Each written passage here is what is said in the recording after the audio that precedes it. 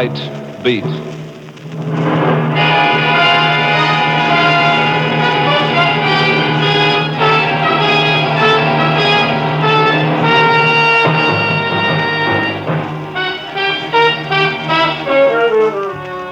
Hi, this is Randy Stone.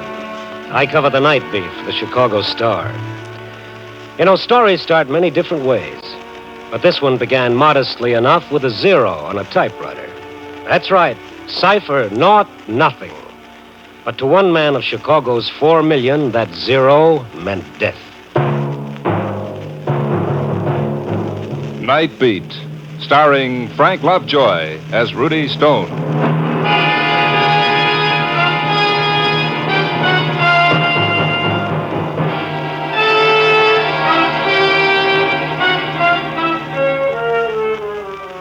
Mine is a funny kind of a job. When that evening sun goes down, I start walking through the dark city, peering into bleak alleys, wandering through the bright neon, listening to the sounds of a city at night, the whisper of footsteps, the shattering roar of an L train, the sob of an ambulance siren. I wander up the boulevards, down the back streets, searching for something in the dark city. And what exactly is it that I seek? Brother, it's something more elusive than the farthest star. I seek the city's heart.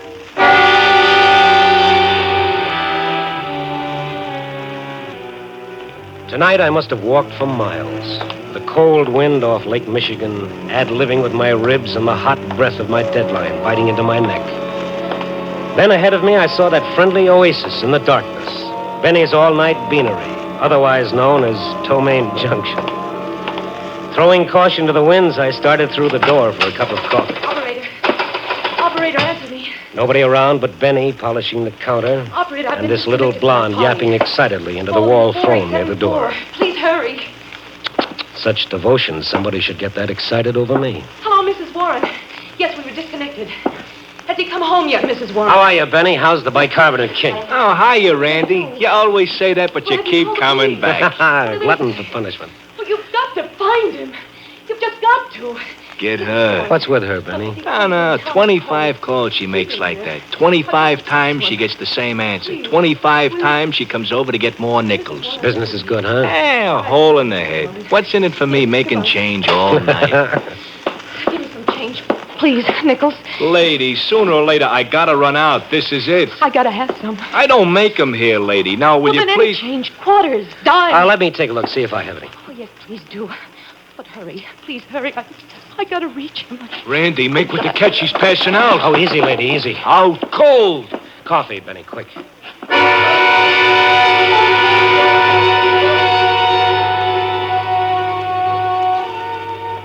It's one thing I'll say. If Gabriel's trumpet doesn't succeed in waking the dead, all they've got to do is send for some of Benny's coffee. After I got a couple of sips down the girl's throat, she started coming out of it. Tears rolling down her face, her whole body trembling with sobs.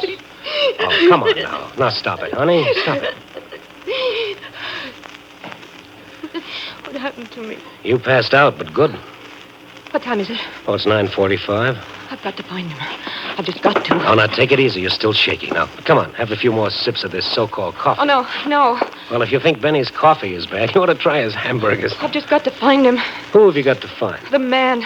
What man? The man I killed.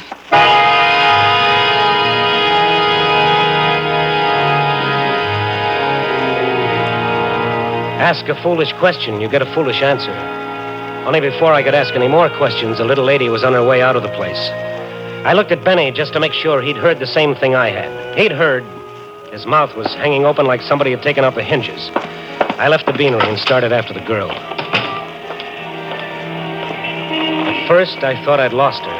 Then I saw her sagging against the side of a building under the elevator tracks on Dearborn Street. She saw me coming. Why did you follow me? What do you want?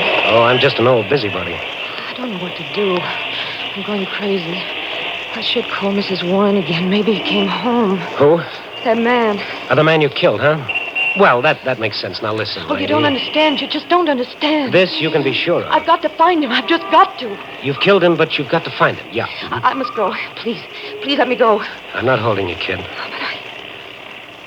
I don't know where to turn. You don't want to go anyplace, do you? You want help? All right, here it is. I don't know you. My name is Stone. Now that we're formally introduced. The newspaper columnist? Well, man's got to eat. Well, maybe you can help. Maybe you can, Mr. Stone. Yeah, but first I've got to know why you keep calling the home of the man you killed to see if he's gotten in yet. This is slightly confusing. All right, I'll tell you. My name is Ruth Baker.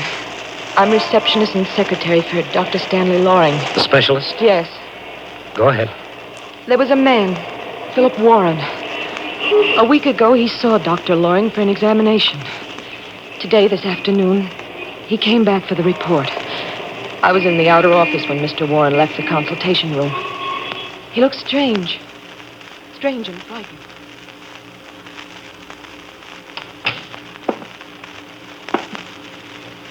Will you give me a cigarette, Miss Baker? Oh, certainly, Mr. Warren. Here. There's a lighter on the table. Never mind. I don't want a cigarette. Is there anything wrong? Hey, what time have you got? 3:15. You're a minute slow. All that? But a minute is important. Very important. If you're going to catch a train. No, it's always important. Well, yes, I suppose it is. Oh, yes. You know, I've lived all my life that way. Paying attention to time. Being punctual. My wife considers it a nuisance. Do you? Oh, I'm afraid I hadn't thought You of should. Everyone should. Time. If you thought how many different ways one tells time, it can whisper in an hourglass, or tinkle in a tiny little clock, or it can roar, or... Yes? All my life it's been important to me. Now he won't tell me when. All he says is sometime. That's not fair, Miss Baker. It's not right. Look, Mr. Warren, perhaps you'd better lie down. Oh, no. I've got several things to do. Many things, in fact. Oh, I see. You don't. But that doesn't matter at all. You know, in my office, I can hear the chimes of the clock in the tower above me. I've always listened to them. I like them because time is important. But I never heard them chime midnight. Midnight? I guess midnight is a special time. It's either tomorrow or today. It's in between. Tells a man that the day is over. Another one's going to begin. It's like standing on the edge. Goodbye, Miss Baker. Goodbye, Miss Baker. Yes, Doctor. Miss Baker, will you come in, please? Right away. Warren gone, Miss Baker? Yes, he just left, Dr. Loring. Yeah, that was certainly unexpected. I was almost certain it wasn't that serious. Well, put his examination report back, will you? Yes, sir. The closed file, Miss Baker. The closed? Yes. Oh, I'm sorry. What was it? Any inoperable condition? Oh, now I see. See what, Miss Baker? Why he acted so strangely. Oh, don't worry. You'll go home, think about it. When the first shock wears off, you'll accept it. What else can he do? What else can anyone do? After that, I went back to my desk, Mr. Stone. I was checking my files and Come on, Ruth, what? I made a mistake. A horrible mistake. What was it? Well, when a patient comes in for examination, only Dr. Loring knows his name. The technical laboratory has only a number on a card. Mr. Warren's was 5129. I typed it wrong. I typed 5120. The card number of another patient. It was a mistake. I put Mr. Warren's name under the wrong laboratory number. The number of a man who is going to die.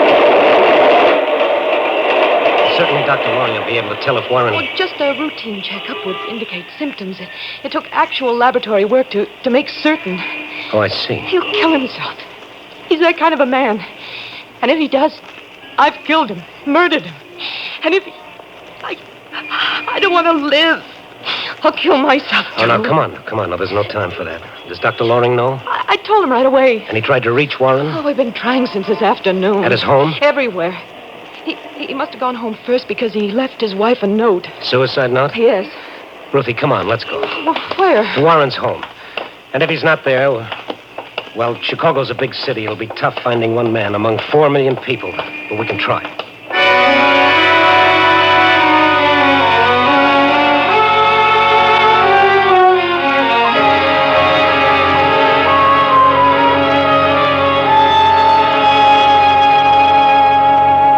I found the note when I got home, Mr. Stone.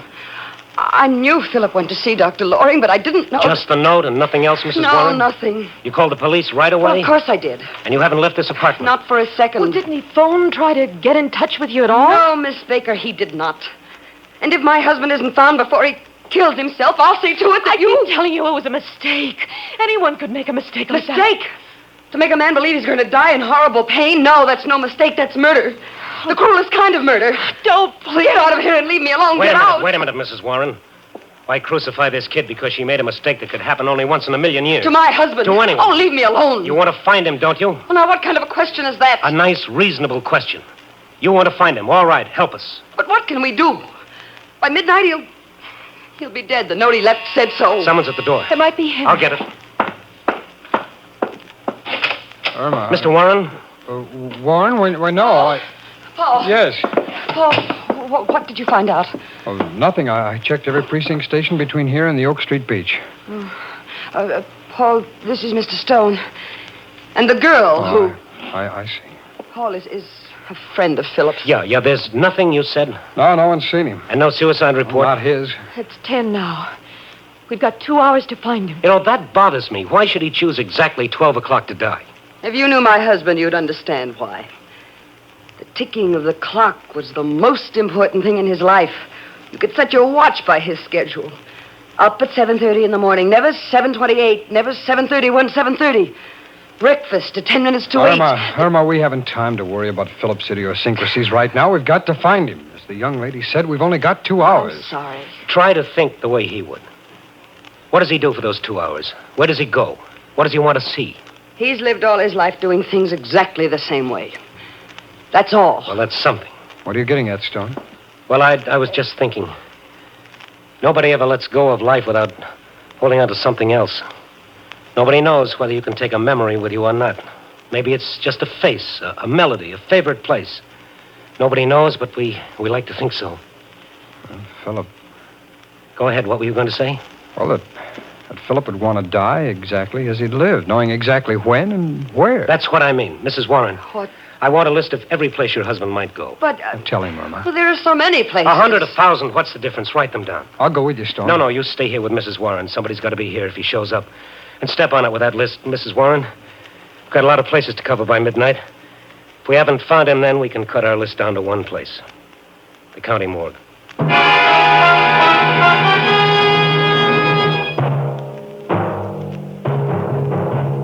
Night Beat stars Frank Lovejoy as Randy Stone.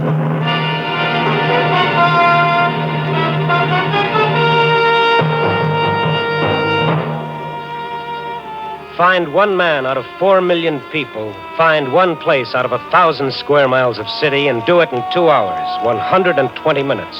A long chance? Compared to our job, a buck on the Irish sweepstakes was money in the bank. We had 2 things in our favor. One, Mrs. Warren had called the police. 1,000 cops had Warren's description. 2, Warren himself. The way he lived was a clue to the way he might die. On time, punctual. But where? The first place on this list was a little restaurant where he sometimes ate. They knew him there, all right. Mr. Warren? Yes, I know him. Has he been in here tonight? Tonight? Yes, tonight. I see you don't know Mr. Warren very well. Mr. Warren comes here on Tuesday evenings only. This is Monday. Cross off one place. Go to the next. Yes, they knew Mr. Warren. No, he hasn't been in tonight. This is Monday. He comes here only on Fridays. Grab a cab and hurry on. Watching the minutes go by. Watching Ruthie die a minute at a time. Telling her no matter how bad we were doing, the cops would find him for sure. The cigar store, where he stopped for cigarettes, missed him by an hour. The Newsreel Theater, sure, an old customer, but he comes on Wednesday for the new weekly show. Ruthie wanting to call Mrs. Warren again to see if the police had found him yet, but no time. 40 minutes gone, an hour lost, going down the list. Hey, Ben, late edition. Get your paper. Hey, kid. Oh, paper, mister? No, not right now. Listen to me. Every night a man stops by here. His name is Warren. Oh, I know him. What about him? Well, has he been here tonight? Well, sure. Hey, what gives with that guy? What do you mean? Well, any other night he's by here 6 o'clock sharp. Tonight he comes past after 10. Buys a paper, a late edition. He's never done that before. In fact, I never seen him after 6. Which way did he go? Did he say anything to you? Nothing. All he does is buy the paper, walk away, and then he throws the paper away like he don't want it in the first place. Which way did he go? Straight up Michigan, that way. You got to admit it's unusual. Yes, I admit it. I admit it. Thank you. Come on, cabby, move.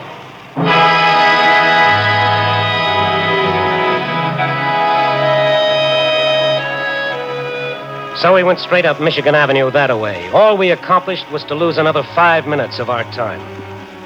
And, brother, when it came to time, we were really scraping bottom. Those ever-loving cops were becoming more important by the second. One by one, we kept scratching names off the list. The cafeteria, where he sometimes stopped for coffee, but not tonight. The drugstore, where we stopped for stamps, but not tonight. Then the last place on the list, the very last. A little cocktail lounge on Michigan Avenue. One of those she joints where the lights are so soft and low you can't watch the bartender watering the booze. Our 2 hours were just about all used up. Can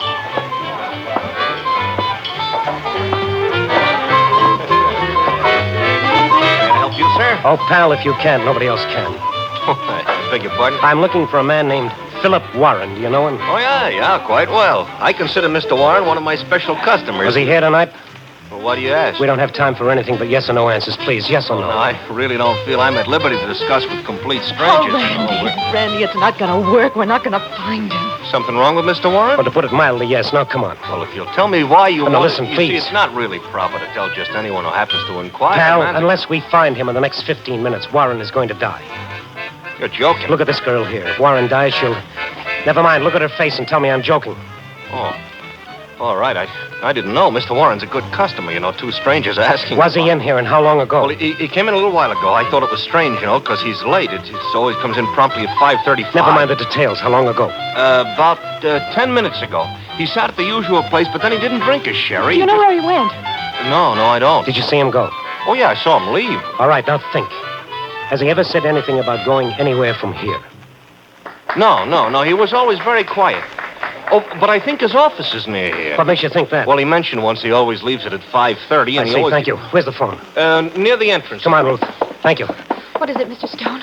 What did you think of? You got his home phone number? Oh, yeah. Written down Good. here. Thank you.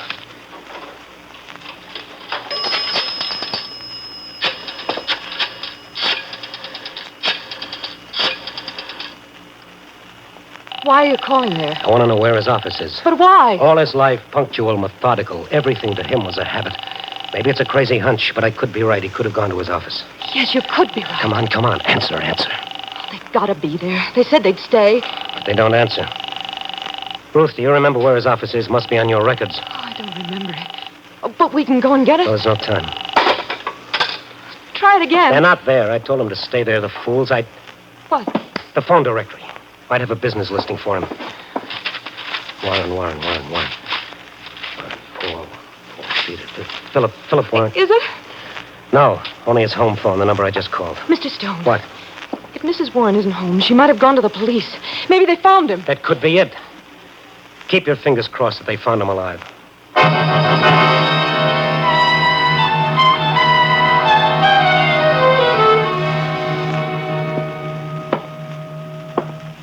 Well, Randy Stone, snooping around this precinct for stories? I've got one, Mac. So? Listen, I'm in a hurry. You've got to tell me something. Why, sure, Randy. What? There's a general call-out for a man named Philip Warren. Have you got anything on it? I'll take a look. Warren? Philip Warren? That's right. Yes. Oh, Mac, come on. No, nothing here on that name, Randy. Nothing. Mac, you're crazy. The call went out this afternoon. Every precinct has got it. Well, this is one of them, but there ain't a thing here. Take a look for yourself. Here's the sheet. No, I'll take your word for it, Mac. Listen, put out a call right away. He's got to be picked up. He killed somebody? He'll kill himself. You hear that, Mac? He'll kill himself if he's not found before midnight. Before midnight, but that's just 15 minutes. Yes, I know.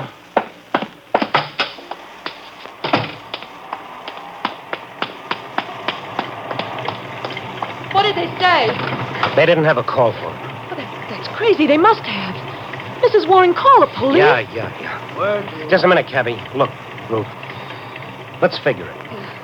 That last cocktail lounge, the bartender said Warren came in every evening at 5:35, that he left his office at 5:30. That makes his office a 5-minute walk from the cocktail lounge. And what he said to me, remember? What? He said he liked to sit in his office and listen to the chimes from the tower above his office. Tower. 5 minutes from that cocktail lounge on Michigan Avenue. Look up the avenue. The Wrigley building. The clock in the Campanile Tower. Ruth, that's got to be it. We've got 10 minutes to get there and find the office. Cabby, Wrigley building, fast.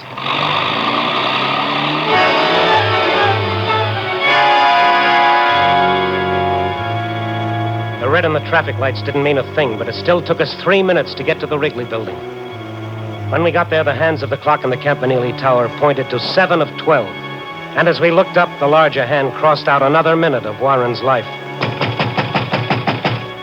One more went by before the night watchman heard me pounding at the doors. And then he opened them. Hey, what's all the fuss? Look, my name is Stone.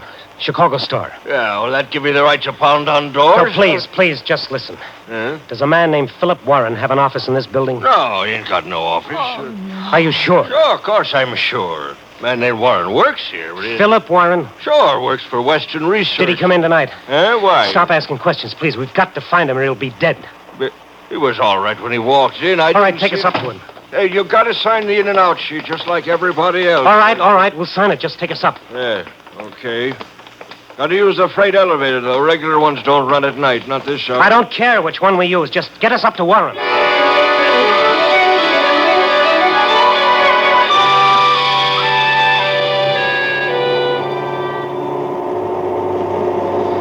I stopped looking at my watch while that freight elevator droned its deadly way up to the floor where Warren had his office.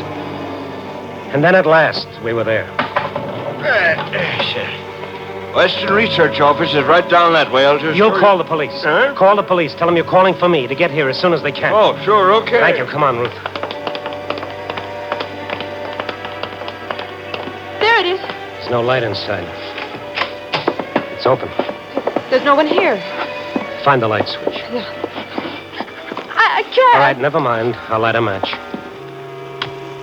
What's the matter? I thought I saw someone at the desk when you lighted that match. All right. Follow me. Look. Mrs. Warren. What are you doing here? Well, I thought of the same thing you did, and I... Herman, you still here? Yes, Paul. Mr. Stone is here, too. Stone? Yes. Turn on the light, Paul. Why wasn't the light on in the first place? Well, we thought if Philip came here and saw a light, he wouldn't come in. That's right, Stone. We called the police. They had nothing yet, so we came here. We thought that... You called the police? We just couldn't stay home and do nothing. The police didn't tell you anything, huh? No, everyone's looking for Philip. I'll ask you nice, Paul. Where is he?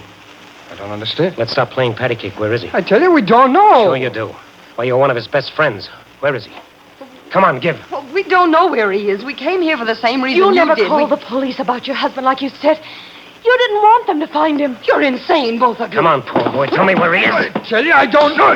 Now, let's try it again. Come on. Stone, you're... Never mind me. Let's stick to the subject of the moment. Where is he? I told you. Where is he? All very neat and clean, wasn't it? Let the old boy kill himself. Just don't do a thing about it. Stop it, Stone, stop it. You tell me when, Paul. How much insurance was he going to leave to your lady friend? You sure it isn't one of those non-cancelable policies, Paul? You know some of them don't pay you off on suicide. Tell me where he is. Tell me. Stop it. He's on the tower. It's on top of the building. I saw him. He's going to jump. Here's your boyfriend, Mrs. Warren. Catch! The tower, Ruth. Come on. The elevator. No time. Tower's only 2 flights up. Come on, I'll need you.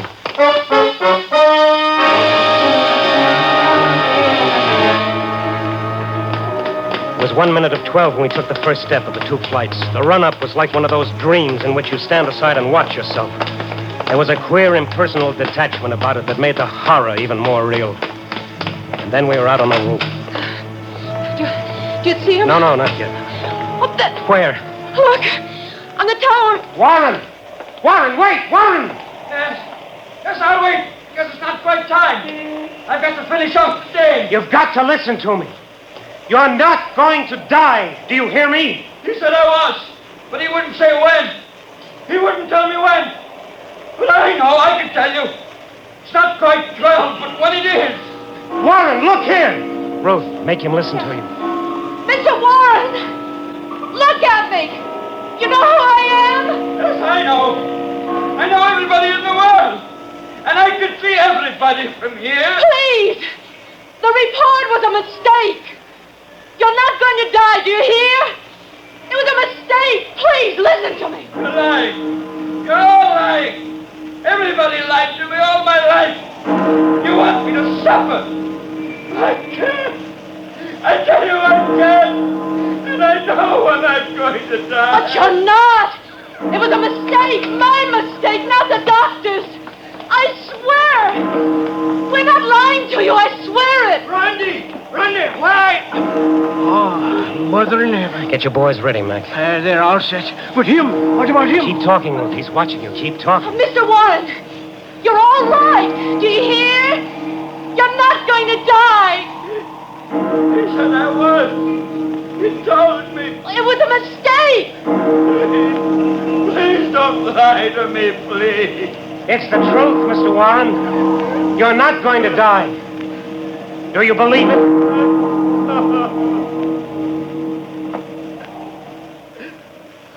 Thank heaven. Thank heaven. You can get him now, Mac. He'll hold on until your boys reach him.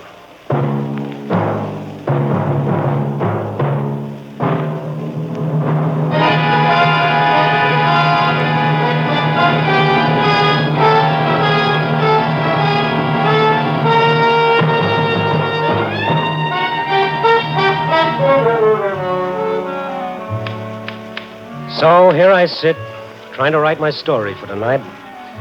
But I keep hitting that one key. 0. 0, cipher, naught, nothing. Ah. Oh, dear. Someday, a nice, peaceful story is going to be written about a flock of happy little birds leisurely circling a burned-out world, wondering whatever happened to all those crazy two-legged characters who spent their lives knocking each other's brains out. What a nice thing to read that'd be. Yeah, but wait a second. Who'd write it? All right, you broken down two-bit philosopher. The makeup editor's got to go home, too. So let's get going. Hello? Give me a rewrite.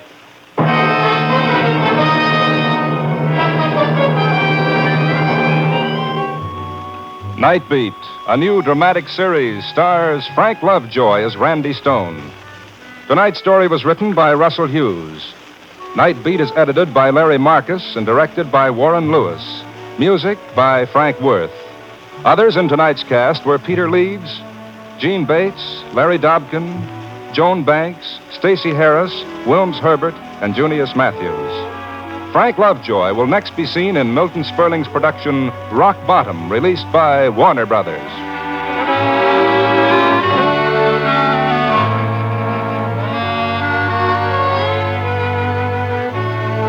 Listen next week at this same time and every week as Randy Stone searches through the city for the strange stories waiting for him in the darkness. The stories that come out of the shadows to find their way into Night Beat.